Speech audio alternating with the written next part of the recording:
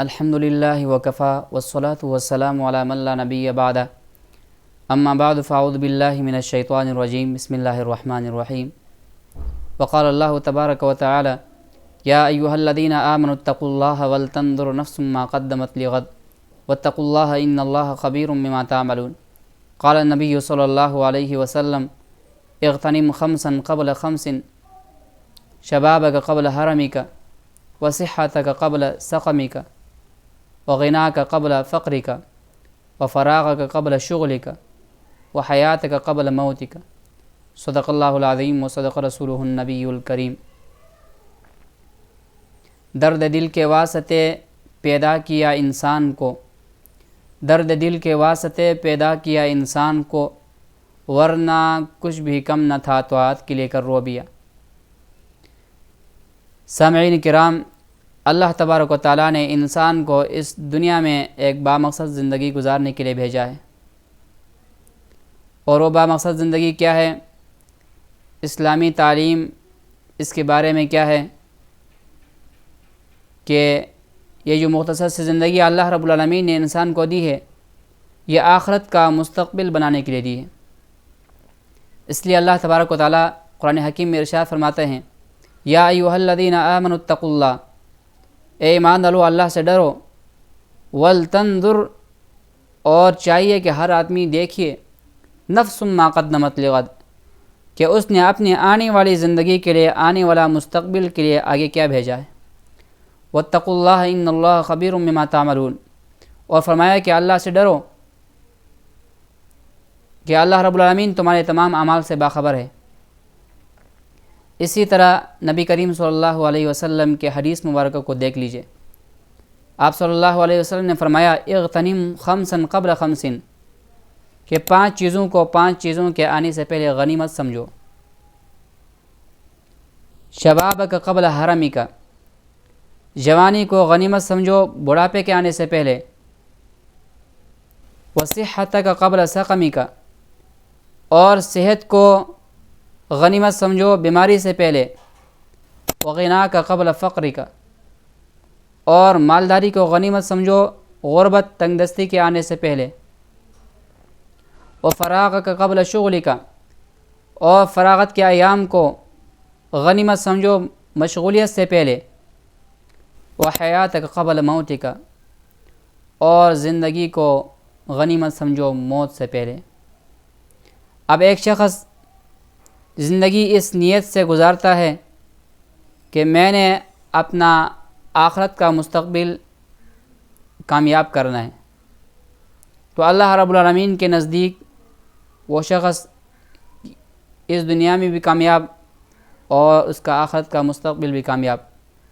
لیکن کوئی شخص اس نیت سے اس زندگی کو گزار رہا ہے کہ یہی زندگی کامیاب ہو جائے، تو دنیا کی زندگی بھی ناکام، آخرت کا مستقبل بھی ناکام۔ تو شاعر نے کیا خوب کہا ہے، درد دل کے واسطے پیدا کیا انسان کو، ورنہ کچھ بھی کم نہ تھا طاعت کے لے کر رو دیا۔ کہ اللہ رب العالمین نے انسان کو اس دنیا کے مختصر سی زندگی میں بھیجا ہے تو اپنی عبادت کے لیے بھیجا ہے، ورنہ کچھ بھی کم نہ تھا طاعت کے لے کر رو دیا، ورنہ اللہ رب العالمین کے عبادت کے لیے، اللہ رب العالمین کی تسبیحات کے لیے فرشتوں کی کوئی کمی نہیں تھی۔ حدیث مبارکہ میں آتا ہے کہ آپ صلی اللہ علیہ وسلم نے فرمایا کہ آسمان کے اوپر 4 انگل کے برابر بھی جگہ ایسی خالی نہیں ہے کہ جہاں فرشتے اللہ کی عبادت نہ کرتے ہوں۔ تو اللہ رب العالمین نے انسان کو اپنی محبت کے خاطر پیدا کیا ہے۔ مثال کے طور پر سال کا آخری دن ہے، ویسے تو مسلمانوں کا سال، اسلامی سال محرم سے شروع ہوتا ہے، لیکن سال کا آخری دن ہے اور کل سے نیا سال شروع ہو رہا ہے۔ تو ایک سال گزر گیا، نیا سال شروع ہو گیا۔ تو نیا سال کے شروع ہونے پر ایک مسلمان کی شان یہ ہونی چاہیے کہ اپنی زندگی میں کچھ پلاننگ بنائیں، کچھ ارادے رکھیں کہ گزشتہ سال جو میرا گزر گیا اس میں نے نمازیں نہیں پڑھی ہیں، آئندہ سال نمازوں کی پابندی کا عزم کریں، اور اگر جماعت سے رہ گئی ہیں تو جماعت سے پڑھنے کا عزم کریں۔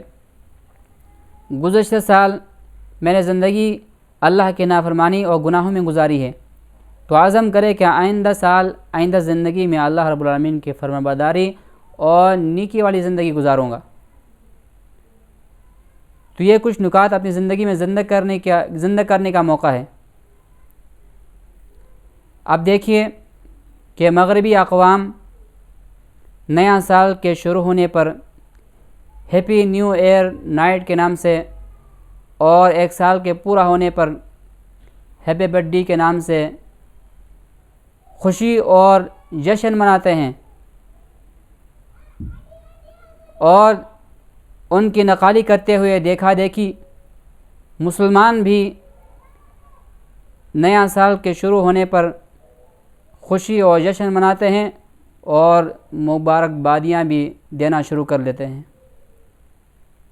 تو حقیقت میں اگر غور کیا جائے تو ایک سال کے پورا ہونے پر انسان کی زندگی کا دراصل ایک سال کم ہو گیا۔ تو انسان اس بات میں غور کرے کہ جو زندگی کے لمحات تھے، قیمتی لمحات تھے، اس کو میں نے کتنا قیمتی بنایا، اور آئندہ زندگی میں نے اپنی زندگی کو کس طرح قیمتی بنانا ہے۔